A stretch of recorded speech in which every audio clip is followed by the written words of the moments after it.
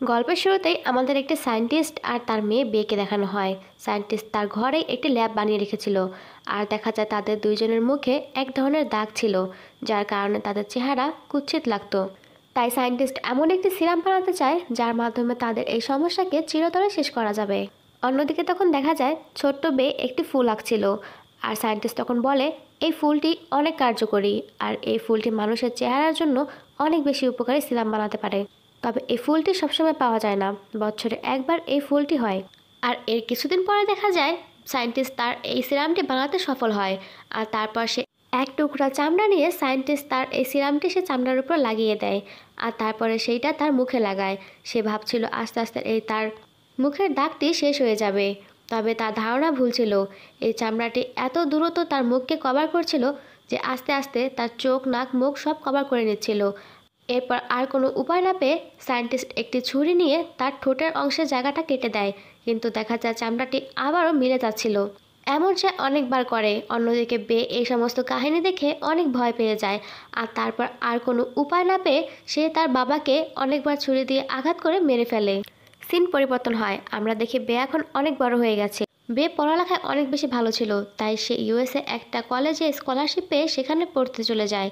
আর আমরা দেখতে পাই বে সেখানে তার আন্টির কাছে থাকবে। বের আন্টির একটি মেয়ে ছিল, তার নাম অ্যাঞ্জি। অ্যাঞ্জি বেকে একটুও পছন্দ করতো না, আর সে আরও বেশি জেলাস হয় কারণ তার রুম শেয়ার করতে হবে বের সাথে। পরের দিন দেখা যায় বে কলেজে যাওয়ার সময় রাস্তায় একজন হোমলেস মানুষকে দেখতে পায়। তার চেহারাও অনেক বেশি ভয়ঙ্কর ছিল। বে প্রথমে তো তাকে দেখে একটু ভয় পায়, কিন্তু তার কাছে পরে কলেজে যাওয়ার রাস্তাটা জিগায়, আর লোকটি তাকে সাহায্য করে। এরপর বে কলেজে গেলে প্রফেসর তাকে সবার সাথে অনেক ভালোভাবে পরিচয় করিয়ে দেয়, কারণ বে অনেক বেশি জিনিয়াস ছিল। এরপর ক্লাস শেষ হলে বেকে দেখা যায় সায়েন্টিস্ট ল্যাবে।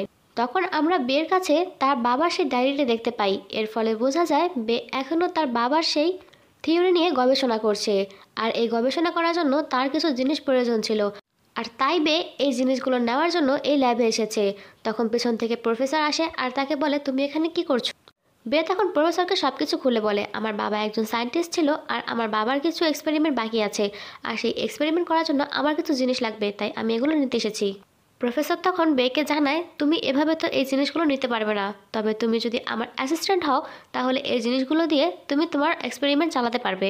এরপর প্রফেসর বের বাবা সে ডায়েরিটা দেখে।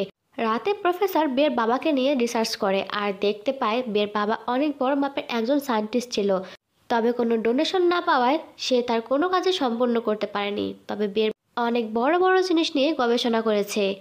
পরের দিন বে অ্যাঞ্জিকে তার দুইটা ফ্রেন্ডের সাথে দেখতে পায়। তাদেরকে দেখে বের অনেক বেশি ভালো লাগে, আর সেও চায় তাদের সাথে বন্ধুত্ব করতে। তাই বে নিজের ইচ্ছায় তাদের সামনে যায় আর তাদেরকে ফ্রেন্ডশিপের হাত বাড়ায়।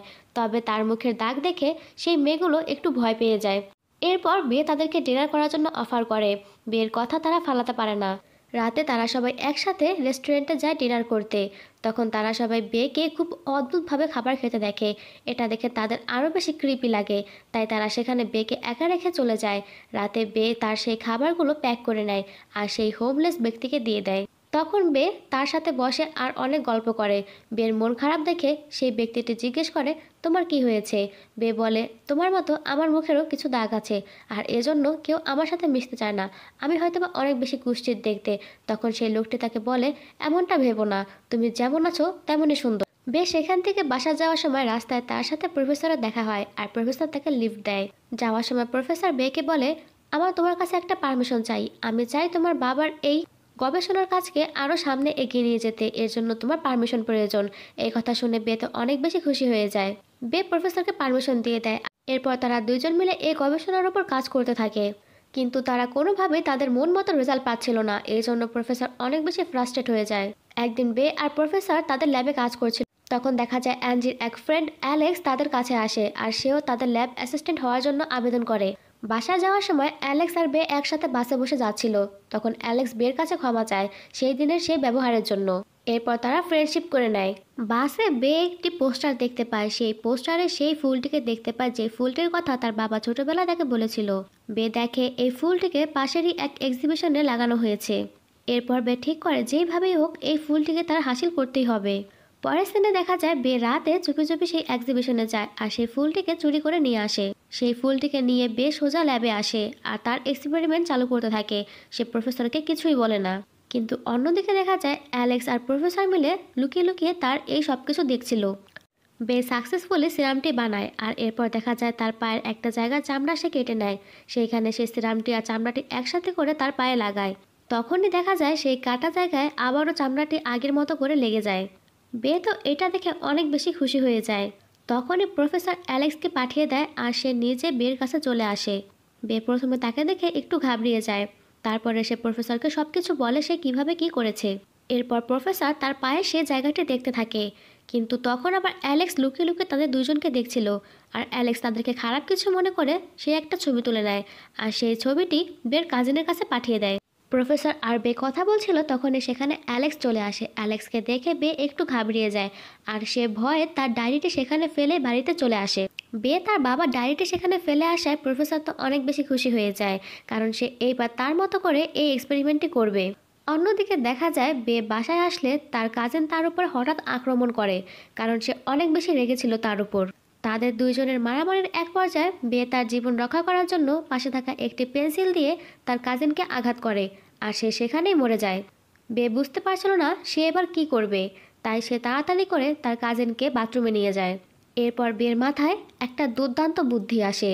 সে তার কাজিনের মুখের চামড়া পুরোপুরি তুলে ফেলে।